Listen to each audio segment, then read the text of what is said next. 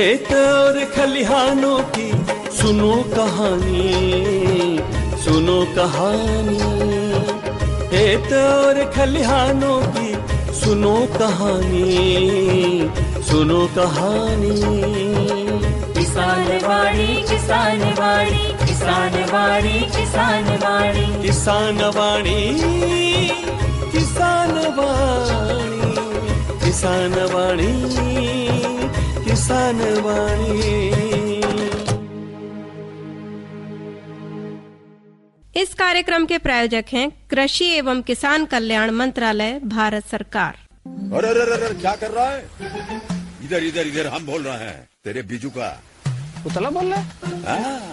पक्षियों से तो हम खेत को बचा लेते हैं, पर इन घातक रसायनों से कैसे बचाएं? मतलब? देख बेटा, तू जो ये अंधाधुंध रसायन मिलाता है ना, मिट्टी की सेहत बिगड़ने लगी है। और जब माटी ही कमजोर पड़ जाएगी तो उपज कैसे सेहतमंद होगी? अरे पहले ऐसा नहीं था। पूछना अपने बड़े बुजुर्गों से, कैसे फसल लहलहाती थी, शुद्धता झलकती थी। हाँ, माटी भी तंदुरुस्त और लोग भी। अब पहली वाली बात कहाँ? पर अब तो सभी डाले हैं। सब नहीं, आज भी लाखों जागरूक किसान परंपरागत विधि से फसल उगा रहे हैं। खर्चा कम और उपज की कीमत भी बेहतर पा रहे हैं। सच है? रे बेटे, एक्सपीरियंस से बता रहे हैं, धूप में बाल सफेद नहीं किए हैं। हाँ। ठीक है भाई, मैं भी आज से जैविक खेती शुरू करूंगा। माटी से प्रेम की परंपरा है, परंपरागत खेती। आज बातचीत करें, बात से पहले हमारे साथ में आ चुके हैं हमारे भैया सुरेंद्र भैया। राम राम। राम राम भैया, राम राम। और सब किसान वाणी कार्यक्रम सुन रहे सब भैया बहनों को हम दोनों की राम राम।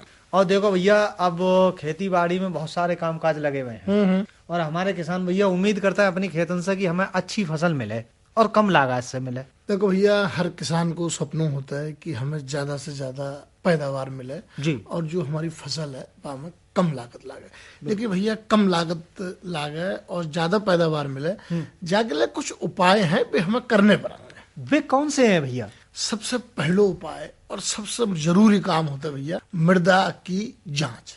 अच्छा, मिट्टी की जांच। मिट्टी की जांच।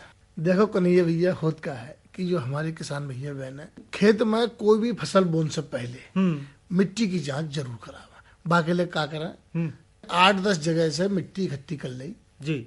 अब मिट्टी को सुखाएगा, बढ़िया करके चलनी से छान लो। मतलब महीन मिट्टी ले जाएंगे, अपना नाम, खसरा नंबर, खेत नंबर जो है वो लिख कर अपने ब्लॉक पर जो कृषि इकाई केंद्र है वहां पर दे। अब भैया फ्री में मिट्टी की जांच की जाती है, वहां में पता चल जाए कि हमें क्या पोषक तत्व की कमी है, क्या चीज डालना चाहिए। यानी कि अपनी जमीन को मृदा स्वास्थ्य कार्ड जरूर। और साथ ही साथ में सुरेंद्र भैया एक चीज आप भूल रहे हो। समझ गए हम आपकी बात, क्योंकि हमारे किसान भैया कागज और पेन लेकर वो बैठा है अपना कार्यक्रम जब शुरू होता है तो। जी, आप कहना चाह रहे हो कि जो कार्यक्रम के शुरू में सवाल पूछता है वो सवाल का है। बिल्कुल सही पहचानी भैया आपने। तो भैया आज को सवाल है, बरसात के मौसम में पशुओं में गलघोटू रोग होने की संभावना क्यों बढ़ जाती है? सवाल हमारे भैया एक बार फिर सुन लें। बरसात के मौसम में पशुओं में गलघोटू रोग होने की संभावना क्यों बढ़ जाती है? तो भैया करो मंथन और विचार, ढूंढ निकालो जब सवाल को सही जवाब, और कार्यक्रम के अंतिम समय में हम जब सवाल को सही जवाब आपको बताएंगे, तब आप अपने द्वारा तलाशे गए जवाब को हमारे जवाब से मिलान कर सकते हो। अब भैया देखो, बातचीत तो घर की जारी रहेगी है, लेकिन अब समय ही को है अपने भैया बहनों को सुनवा दे कृषि गोष्ठी, क्योंकि जो हमारी महिलाएं हैं वे अब खेती बाड़ी में बढ़ चढ़ के हिस्सा लेंगे। बिल्कुल। तो आज हम कृषि गोष्ठी में लेके आए हैं महिलाओं की कृषि में भागीदारी। प्रतिभाग करुआ है नेमवती और विद्या देवी ने, और संचालन करुआ हमारी क्षमा बहन ने। तो क्यों ना अपने भैया बहनों को सुनवाई देते जा कृषि गोष्ठी। राम राम बहनों। राम राम। कार्यक्रम सुनने वाली सभी बहनों को राम राम। राम राम राम राम। आज हम बात करेंगे उस मेहनत की जो खेतों में तो दिखाई देता है, लेकिन कई बार ऐसा होता है कि हमारे जो जानने वाले हैं, मिलने वाले हैं, वो हमारी बहनों की उस मेहनत को नजरअंदाज कर देते हैं। जी हाँ बहनों, कृषि में महिलाओं की भागीदारी आज काऊ से छुपी ना है। बीज बोने से लेकर निराई गुड़ाई, कटाई, पशुपालन, अनाज की सफाई और घर की देखभाल, महिलाएं लगभग हर काम में अपनी महत्वपूर्ण भूमिका निभाते हैं। तो आज हम जानेंगे हमारी ग्रामीण बहनें खेती बाड़ी में किस तरह अपना योगदान दे रही हैं, उन्हें कौन कौन सी चुनौतियों का सामना करना पड़ता है और कैसे कृषि के क्षेत्र में उनकी मेहनत उन्हें आत्मनिर्भर बनाए रही है। तो आओ बहनों, आपकी मेहनत, आपके अनुभव और आपकी सफलता की कहानी खुद आपकी जुबान से सुनते हैं। तो सबसे पहले तो हमारी बहनों का परिचय जान लेते हैं। आप बताइए, आपको क्या नाम है? नेमबत्ती नाम है हमारा। और आपको क्या नाम है? विद्या नाम है हमारा। नेमबत्ती जी, आप कहाँ की रहने वाली हैं? हम फतेहगंज पश्चिमी जिला बरेली के रहने वाले हैं। अच्छा अच्छा। और विद्या जी, आप? उनासी के रहने वाले। आप नेमबत्ती जी बताइए, आपने पढ़ाई लिखाई की है? हाँ, की है पढ़ाई, एमए किया है मैंने, बीएड भी किया कर रखा है। बहुत अच्छी बात है, आपने एमए बीएड कर रखो है। और विद्या जी, आपने पढ़ाई लिखाई की है? जी। कहाँ तक की है? 10वीं तक है बस। 10वीं तक की है। तो आपने उसके बाद पढ़ाई क्यों नहीं की? उसके बाद थोड़े परिवार में पड़ गया, फिर अब शादी भी हो गई थी। अच्छा अच्छा अच्छा। तो विद्या जी, आपके परिवार में कौन कौन है? जी, पति हैं, बच्चे हैं। अच्छा अच्छा। सास ससुर भी। और नेमबत्ती जी, आपके परिवार में कौन कौन है? हमारे परिवार में हम 4 ही लोग हैं। कौन कौन? पति पत्नी, 2 बच्चे। 2 बच्चे हैं। तो बच्चे पढ़ाई कर रहे हैं? हाँ, बच्चे पढ़ाई कर रहे हैं। सबसे पहले तो हम जानना चाहते हैं नेमबत्ती जी की आज को विषय है महिलाओं की कृषि में भागीदारी, यानी कि हमारा जो कार्यक्रम जो है कृषि गोष्ठी, इसमें हम कृषि खेतीबाड़ी की ही बात करते हैं। तो आप जब बताइए हमारे कार्यक्रम सुनने वाले श्रोताओं को, आप खेतीबाड़ी करते हैं? हाँ, करते हैं। आपके खेत में कौन कौन सी फसल लगी हुई है? इस समय तो धान लगा हुआ है, धान लगवा रखा है। अच्छा, लौकी है, तुरई है। अच्छा। सब्जी के हिसाब से और थोड़ा बेचने के हिसाब से लगाए रखी है, खान पीन के हिसाब से। खान पीन के हिसाब से लगाए रखी है। हाँ। तो आप बेच भी लेते हैं और बेच भी लेते हैं, घरों में भी घर में इस्तेमाल हो जाती है। अच्छा अच्छा। और विद्या जी, आपके खेत में क्या लगा हुआ है? इस टाइम धान भी है थोड़े, और उसके बाद में लौकी तुरई जी, इस टाइम में जो सब्जी चलती है, बैगन है। अच्छा अच्छा। हाँ, और भिंडी है। अच्छा। बेचते भी हैं और घर का खर्चा भी निकाल लेते हैं। घर का खर्चा भी निकाल लेते हैं, यानी कि आप खेतीबाड़ी पर भी निर्भर हैं। जी। नेमबत्ती जी, हम जो जानना चाहते हैं कि आप खेतीबाड़ी में कौन कौन से काम करते हैं, यानी कि हमारी बहनें जब खेती करती हैं तो कौन कौन से ऐसे काम हैं जो कि हमारी बहनें बहुत अच्छे से निभा पाते हैं? खेती में हम निराइयों कर लेते हैं, फसलों कटवाते हैं, बुवाई से लेकर जब तक न कटका आती है घर तक, तब तक काम रहते हुआ है खेती में। हाँ। तो आप खेती कब से कर रही हैं? खेती तो हमारे बचपन से ही देखते आए हैं, माँ बाप करते हैं, उसी हिसाब से हम सीख गए हैं। तो खेती के अलावा भी कुछ आप करते हैं? हाँ, मैं सिलाई भी कर लेती हूँ और बच्चों को कोचिंग भी पढ़ाती हूँ। बहुत अच्छी बात है कि आप बच्चों को कोचिंग पढ़ाती हैं। तो आप हमको जब बताइए कि आप कैसे सारी चीजों को मतलब संभालती हैं, कि खेतीबाड़ी भी करते हैं, घर भी संभालते हैं, परिवार भी है आपको, और आप साथ में कोचिंग भी पढ़ाते हैं, तो कैसे इन सब चीजों को आप संभालती हैं? इनके लिए हम सुबह बहुत सवेरे ही उठ जाते हैं। अच्छा अच्छा। हाँ, करीब 3:30 बजे से उठ कर घर के ही काम करने में लग जाते हैं। पहले घर को जल्दी जल्दी निपटाते हैं काम।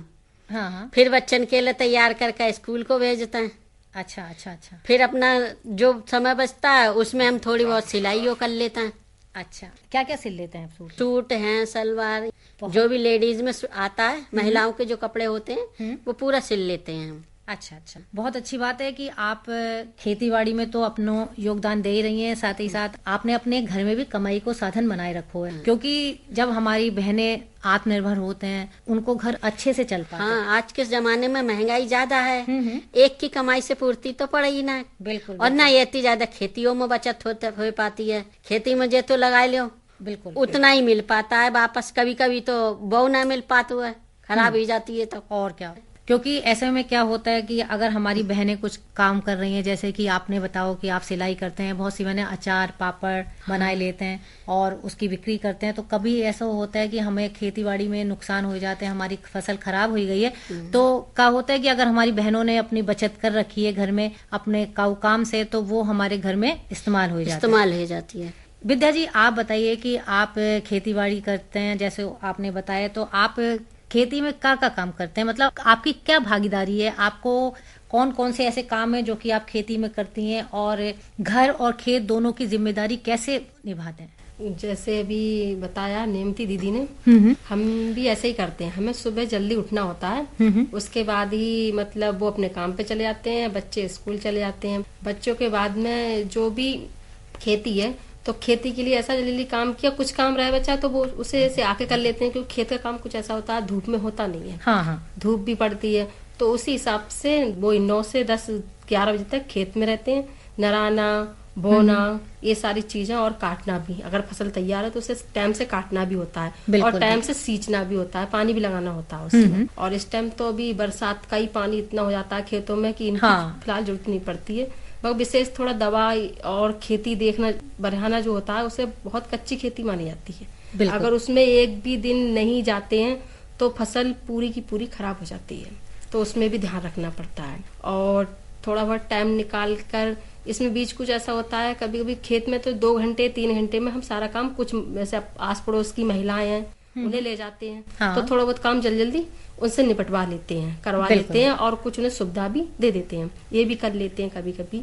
अच्छा। नीमवती जी, खेती में मौसम बहुत मायने रखता है। जी, मौसम बहुत मायने। आप जब बताइए कि मौसम को कितना असर पड़ता है हमारी खेतीबाड़ी में, जैसे कि अभी बारिश हो गई तो इससे आपकी खेती में लाभ हो कि नुकसान? कभी कभी तो ऐसे होता है जैसे फसल है कच्ची, जैसे गोभी की पौध लगा रहे हैं और तो उसमें अगर ज्यादा बारिश हो गई तो फसल खराब भी हो जाती है, पौध भी खराब हो जाती है। इस समय जैसे पौध पड़ रही है, आगे की जो अब खरीफ की फसल के लिए पौध तैयार करी जा रही है कि आगे के लिए हमें गोभी तैयार हो जाए। पालक है, मूली है, ये सब्जियों के लिए हम तैयार करते हैं। तो इस समय फसल अगर ज्यादा बारिश हो जाती है, जैसे धनिया बोया और बारिश हो गई तो वो खराब हो जाता है, तो ये हानिकारक भी है। ज्यादा बारिश होना हानिकारक भी है, और कम होगी तो लाभ नहीं मिल पाएगा, सूख भी जाती है कभी कभी। लेकिन जैसे कि धान की फसल के लिए, धान की फसल के लिए धान, मक्का, वरदान है, के लिए ये वरदान है बारिश। गन्ना है, गन्ने के लिए भी है, इस समय फायदेमंद है। नीमवती जी, आप खेती में महिलाओं की मेहनत को पर्याप्त सम्मान मिलता है। आपको क्या लगता है कि हमारी बहनें खेती बाड़ी करते हैं, उसमें पूरा समय देते हैं, तो उनको उस हिसाब से सम्मान मिलता है क्या? कम मिल पाता है, क्योंकि जो औरत प्रोफेशनल मतलब कहीं नौकरी कर रही है तो उस हिसाब से नहीं मिल पाता है। वो क्या होता है कि ये तो खेत में ही काम करती हैं और घर का काम करती हैं, ये क्या जानती हैं, ऐसा सुनने में आता है। पास पड़ोस के भी लोग कहते हैं। बिल्कुल बिल्कुल। और हमारी सोसाइटी भी यही नजरिए से देखती है कि औरत केवल घर का ही काम कर रही है, और लेकिन घर का काम ऐसा नहीं है कि वो देख सके कि घर में कितनी ज्यादा परेशानी होती है, किस तरह से वो अपने आप को कर रही है काम। मतलब औरत की वैल्यू कम आंकते हैं। बिल्कुल, आपने अच्छी बात कही, क्योंकि क्या होता है कि हमारी बहनें घर को तो पूरा काम करती हैं और साथ ही साथ खेत पे जाके अपने पति को, अपने बच्चों को हाथ बटाते हैं। और देखो, उसमें बहुत से काम ऐसे होते हैं जो कि बिना किसी मदद के नहीं हो पाते हैं, तो बहनें उसमें बराबर का योगदान देती हैं। लेकिन हो सकता है कि बहुत से लोग जा सोचते हैं कि अरे क्या काम है, क्या खेती काम में, क्या खेती काम ये तो है, खेती यही तो है, जब तो सभी कर लेता है। वैसे तो औरत पढ़ी लिखे भी करती है और अनपढ़ भी कर लेती है, खेती कोई ज्यादा वैसे महिलाओं का ये सोचते विशेष तो काम नहीं है। परिवार में भी है, खेती में भी है, और जो भी अपना और भी काम होता है, पर है औरत का योगदान। मगर आजकल वैल्यू तो नहीं है। नहीं, ऐसा नहीं है। जॉब वाली जॉब जो करती हैं उन्हें ज्यादा ही लोग, अरे ये मतलब जॉब कर रही हैं, ऐसा नहीं है। बहुत सी आप घर पे काम कर रही हैं, या आपने जैसे बताया आप सिलाई करती हैं, या काऊ बहन पार्लर चला रही हैं, काऊ अचार बना रही हैं, मगोड़ी बना रही हैं, तो आज के समाज में उनको भी बहुत अच्छे से आंका हो जाता है। लेकिन ग्रामीण क्षेत्रों में देखो जाता है कि हमारे घर में खेती बाड़ी हो रही है या पशुपालन हो रहा है या हम घर में काम कर रहे हैं, तो महिलाओं को थोड़ो कम होते हैं। पुरुष प्रधान समाज है गांव का, ग्रामीण एरिया का ऐसा रहता है ज्यादातर। शहर में ये चीजें कम देखने को मिलती हैं, गांव में ज्यादा होता है। बिल्कुल।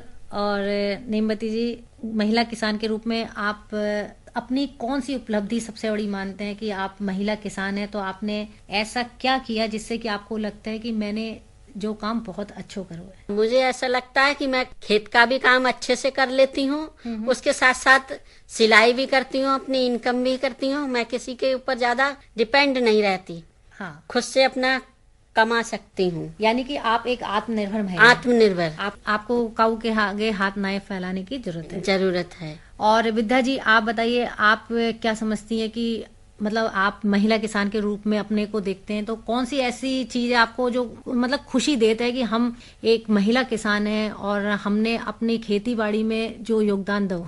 मेरा मानना तो यही है, जैसे मैं अपने जैसे टाइम के हिसाब से खेती भी कर लेती हूँ और बच्चों को भी देख लेती हूँ, परिवार भी अच्छे से चला लेती हूँ अपना।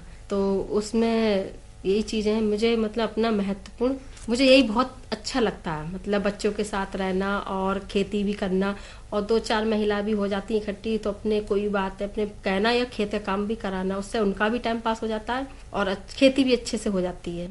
बहुत अच्छी बात कही आप दोनों ने कि आप दोनों ही आत्मनिर्भर हैं, आप काऊ पर निर्भर नहीं हैं और अपने काम को बहुत अच्छे से और ईमानदारी से कर रही हैं, चाहे वो घर को काम हो, चाहे वो खेती को काम हो, चाहे वो बच्चों के साथ आपको समय है। तो हम जो जानना चाहते हैं कि आप बच्चों की शिक्षा के बारे में क्या कहना चाहती हैं? बच्चों की शिक्षा हमारे लिए कितनी जरूरी है? बच्चों की शिक्षा तो काफी जरूरत है, क्योंकि आज के समय में अगर पढ़े लिखे नहीं होंगे तो आज के जमाना टेक्नोलॉजी का आ रहा है, कंप्यूटर का आ रहा है। अगर अनपढ़ रह जाएंगे तो उसके बारे में जानकारी ही नहीं प्राप्त होगी बच्चों को। बिल्कुल। इसलिए मैं अब तो सरकार ने भी सुविधा कर दी है कि 6 से 8 साल के बच्चों के लिए निःशुल्क शिक्षा दी जा रही है। जी जी जी। उस पे भी बच्चे पढ़ना नहीं चाह रहे हैं, तो सभी माता पिता को ये चाहिए कि उन्हें शिक्षा प्रदान करें। बिल्कुल। उन्हें घर के काम ना लगाएं। मान लो खेती कर रहे हैं तो कुछ लोग ये कहते हैं खेती में ही काम करो, पढ़ के क्या होगा। बिल्कुल। तो ये ना सोचें क्या होगा। मान लीजिए नौकरी नहीं मिलती है, फिर भी बच्चे को शिक्षित कराना हमारी जिम्मेदारी है। हर माँ बाप को यही चाहिए कि वो बच्चों को शिक्षित कराए और इससे आगे भविष्य भी सुरक्षित हो उसका, बच्चे का अच्छा चलेगा और अच्छा मतलब देख रेख भी हो पाएगी। जैसे अभी की जो संस्कृति इतनी अच्छे से पढ़ रही है, तेजी से भाज रही है, आगे और अच्छे से भाजेगी। बिल्कुल। बहुत अच्छी बात कही आपने कि जैसे आपने अभी कहो कि खेती करनी है तो पढ़ाई की क्या जरूरत है, लेकिन हमारी खेती बाड़ी में भी पढ़ाई की जरूरत होती है, क्योंकि जब बच्चे पढ़े लिखे होंगे तो नई नई जो तकनीकें नए आविष्कार हो रहे हैं या बहुत से विशेषज्ञ की राय, जब आपके पास ज्ञान ही नहीं होगा तो आप पूछोगे क्या? लोगों से कैसे आप जागरूक कैसे होंगे? जागरूक भी नहीं खेती में कौन कौन सी चीजें हमें, मान लो कौन सी हमें दवा की जरूरत है, कौन सा बीज हमारे फसल के लिए अच्छा होता है, ये भी तो देखना पड़ता है। किस सीजन पर ये चीज अभी पढ़े लिखे ही जानते हैं। बिल्कुल। बहुत चीजों में पढ़ा लिखा होना बहुत जरूरी है। कौन सा टाइम है सब्जी, कौन सी टाइम कौन सी सब्जी लगानी है, बोनी है, या कितनी मात्रा में क्या दवा लगानी है, इन चीजों के लिए भी मतलब पढ़े लिखे की जरूरत पड़ती है। बहुत अच्छी बातें की आपने नेमती जी, विद्या जी। अंत में आप हमारे कार्यक्रम में गांव की दूसरी महिलाओं को खेती के बारे में कौन सा संदेश देना चाहते हैं? पहले नेमती जी आप बताइए। मैं सभी से कहना चाहूंगी ग्रामीण महिलाओं को कि वो खेती भी करें, उसके साथ साथ अपने बच्चों की देखभाल भी करें, उन्हें शिक्षित भी बनाएं। बिल्कुल। ऐसा नहीं केवल खेती पर ही डालें। हाँ। और जो भी समय अपने लिए बचता है कुछ समय अपने लिए भी बचाएं। अपने जीवन के लिए मान लीजिए कोई काम करती हैं, जो अपनी इच्छाएं वो पूरी करें जी। ये काम करने के आप मतलब महिलाएं आत्मनिर्भर बने ज्यादातर। और विद्या जी आप क्या कहना चाहती हैं हमारी बहनों से? मैं भी यही कहना चाहती हूँ जो नेमती दीदी ने बोला है, मैं भी आज महिलाओं के लिए आत्मनिर्भर होना चाहिए, स्वयं काम करना चाहिए और किसी पर आधारित ना रहेंगी और अपना आगे का भविष्य आगे से बच्चों का भी और अपना भी अच्छे से कर पाएंगी, सुरक्षित रख पाएंगी। नेमती बहन और विद्या बहन आप हमारे कार्यक्रम में आई, हमारी बहनों को बहुत अच्छी जानकारी दी, बहुत अच्छी बातें की। आपका बहुत बहुत धन्यवाद। सुरेंद्र भैया देखो, अब हमारी महिलाएं ने बताई ही कि किस तरीका से वे खेती बाड़ी कर रही हैं और अपने परिवार के साथ साथ में कैसे देखभाल कर रही हैं, और अन्य महिलाएं जरूर प्रेरणा लेंगी कि हमें खेती में किस तरीका से कामकाज करने हैं। मेन चीज ये है कि अब महिलाएं भी खेती बाड़ी में पीछे ना है। तो हमारी जो कृषि गोष्ठी ही महिलाओं की कृषि में भागीदारी, जिसमें प्रतिभाग करो हो नेमती और विद्या ने, संचालन करो क्षमा बहन जी ने। और आज भैया देखो एक बात और है। कौन सी? आज है अक्षय ऊर्जा दिवस, यानी प्राकृतिक ऊर्जा को जब हम उत्पन्न करते हैं बाको आज दिन है। यानी कि हम लोग किस तरीका से देखो, बात अगर सिंचाई की करने लग रहे घर के तो पहले रेड चलते, तो इंजन आए, बिजली की मोटर आई, बिल्कुल। और अब भैया जो सिंचाई ही रही है ना, बस सौर ऊर्जा से ही रही है। भैया सौर ऊर्जा जो संसाधन है ना, वो अब हमारे किसान साथियों के लिए बहुत ही सुलभता से लग जाता है और बड़ी मदद करता है। बिजली को इंतजार करने पड़ तो बाकी ले देखते आ रही है नया आ रही और कहूँ भैया हवा भी आ रहा जात नहीं तो तार गिर गए, खंबा टूट गए, हमारे किसान भैया फसलें सूख जाती जाए इंतजार में। लेकिन अब जो अक्षय ऊर्जा दिवस पे का आपने काऊ से ऐसी बातचीत करी है हमारे किसान भैया से? भैया हम 6 संकलित कार्यक्रम के अंतर्गत एक गांव में गए, किसान भैया से बातचीत करी, जहां पर उन्होंने सौर ऊर्जा को जो अपनो सिंचाई करने को साधन हो, तो क्यों न वो बातचीत अपने भैया बहनों को सुनवाई देना। अरे बिल्कुल। आज अक्षय ऊर्जा दिवस है। स्वच्छ ऊर्जा खेती और किसान के जीवन को कैसे आसान बना सकती है, आज इसी बात को लेकर के हम पहुंचे हैं गांव में। हमारे साथ एक किसान भैया है, वो अपना सौर ऊर्जा से अपनी खेती बाड़ी काम करता है और उनसे जानकारी लेते हैं किस प्रकार से उन्होंने सौर ऊर्जा लगवाई, क्या फायदे हैं और सरकार से कैसे जाके सब्सिडी मिली। भैया राम राम। राम राम भैया। क्या नाम भैया अपना? हमारा नाम है सुशील कुमार। अपने जिस गाँव में खड़े हैं, जब गाँव को क्या भमोरा। किस ब्लॉक को गाँव है? फतेहगंज ब्लॉक, तहसील मीरगंज, जिला बरेली। उम्र कितनी हुई आप? उम्र है लगभग 57 साल। पढ़ाई लिखाई करी आपने? पढ़ाई लिखाई करी है। कहाँ तक करी पढ़ाई लिखाई? BA करिए। उसके बाद खेती बाड़ी हम देख रहे हैं जो सौर ऊर्जा लगी हुई है आपके यहाँ पर खेत पे, जहाँ आपने कैसे और किस तरीका से लगवाई? ये कुसुम योजना के तहत इसमें अप्लाई करी हमने। 2000 रुपए पहले इसके जमा हुए और उसके बाद 297 रुपए और जमा हुए। 2,97,000 छूट काट के। उसके बाद ये यहाँ लगी है हमारी। अच्छा, खेती बाड़ी में काम सही होता है? खेती बाड़ी में काम हाँ सही है, बढ़िया है। सिंचाई को पहले जो साधन हो इंजन से होती, अब बहुत पहले बात करें आपके जमाने की तो रेट देखे होंगे आपने। रेट हमारा लगा है। रेट तो हाँ आप लगाइए आपको। और ये धूप निकलती हुई तभी चलती हुई? हाँ, धूप निकलती है तभी चलती है। 10 के करीब। जे कितने किलोवाट की है लगी? ये 7.5 किलोवाट है। तो एक दिन में लगभग कितनी भराई कर देते? एक दिन में ये 6-7 बीघा भरती है। अच्छा, खर्चा तो कुछ हो ही नहीं? खर्चा कुछ ना है इसमें। एक बार जो आपने 2,97,000 दे दे वही दे दे। अच्छा, ये योजना अच्छी है ना? योजना बढ़िया है। बढ़िया है। क्योंकि सरकार की तरफ से आपको कुसुम योजना के तहत मिली हुई है और खेती बाड़ी को आप काम करते ही हैं। और पहले आप बता रहे कि हम राइटों से भराई करते, अब इंजनों से आपने करी हुई, अब जा से कर रहे हो, तो सब भराई में क्या अंतर है? इसमें अंतर जाए, इसमें 0 खर्चा है। एक बार पैसा लगा दिए और 0 खर्चा। अच्छा, जैसे इस समय बरसात का मौसम है तो इस समय तो वैसी जरूरत ना है, इसमें तो पानी की जरूरत भी ना है और वैसे बादल भी चलेगी भी नहीं है। ठंड को मौसम आवे वो फिर कैसे चलेगी? ठंड के मौसम में जो दिसंबर और जनवरी नहीं चलेगी।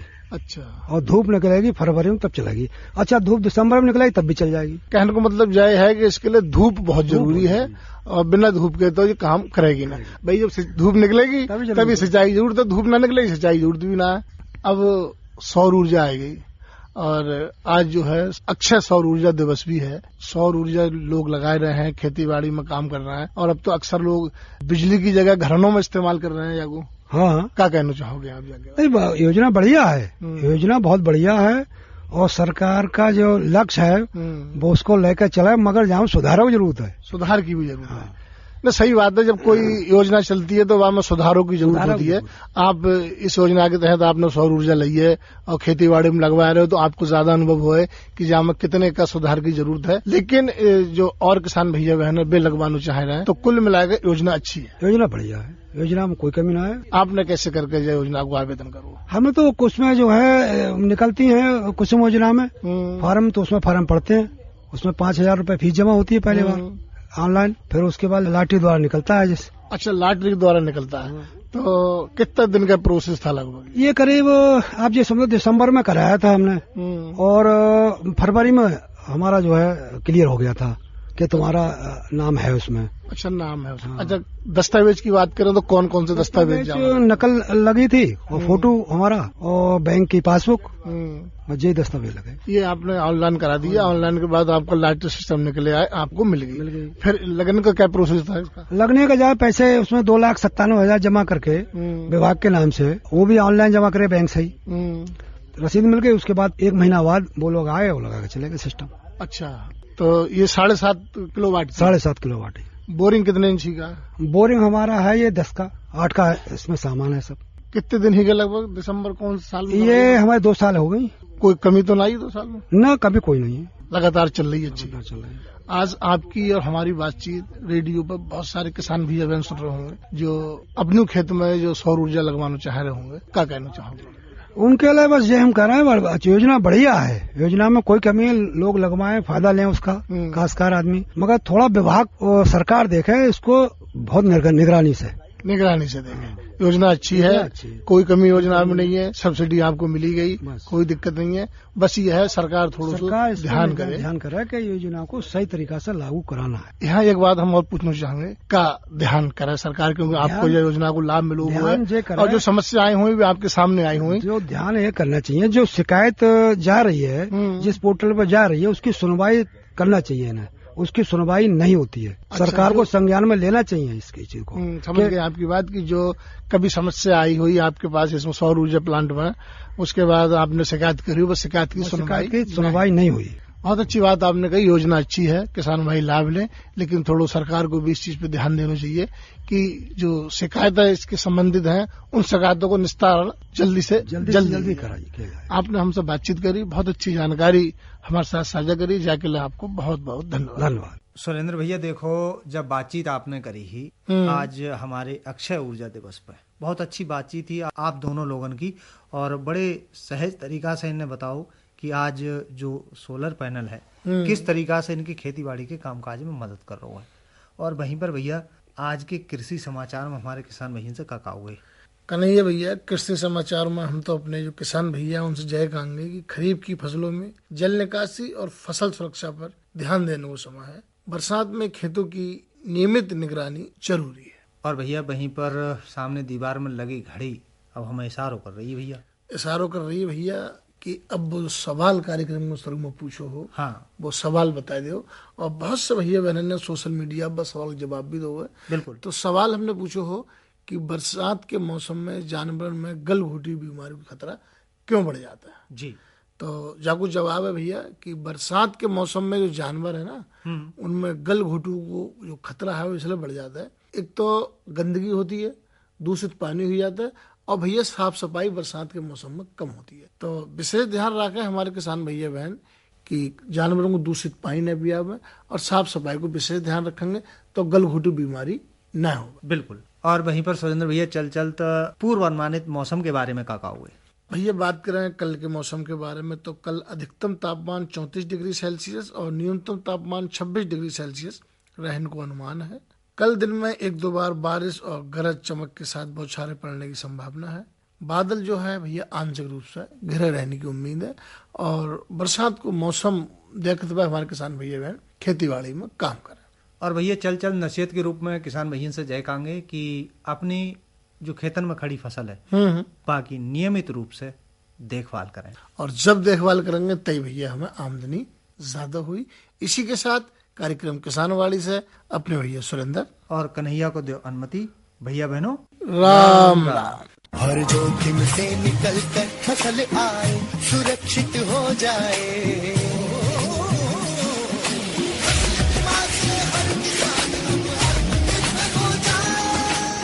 संकट के समय प्रधानमंत्री फसल बीमा योजना किसानों के लिए वरदान है। अब सूखा पड़े या बाढ़ आ जाए कोई डर नहीं, अब ओले पड़े या कीट पतंगे फसल खा जाए कोई फिक्र नहीं, क्योंकि हमने लिया है प्रधानमंत्री फसल बीमा। बुआई से फसल कटाई तक हर जोखिम का दावा, न्यूनतम प्रीमियम पर अधिकतम भुगतान का वादा। योजना से हर साल जुड़ रहे हैं 5 करोड़ से ज्यादा किसान। अब आपकी है बारी। नजदीकी कृषि कार्यालय, सहकारी समिति, बैंक शाखा, अधिकृत बीमा कंपनी या जन सेवा केंद्र में स्वेच्छा से करा सकते हैं पंजीकरण। फसल बीमा पोर्टल या फसल बीमा ऐप द्वारा भी कराया जा सकता है पंजीकरण। प्रधानमंत्री फसल बीमा योजना, आपकी फसलों का संपूर्ण सुरक्षा कवच। कृषि एवं किसान कल्याण मंत्रालय। इस कार्यक्रम के प्रायोजक थे कृषि एवं किसान कल्याण मंत्रालय, भारत सरकार।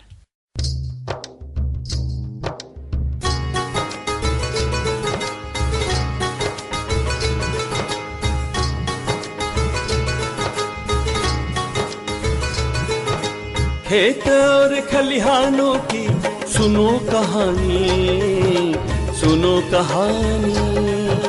खेत और खलिहानों की सुनो कहानी, सुनो कहानी।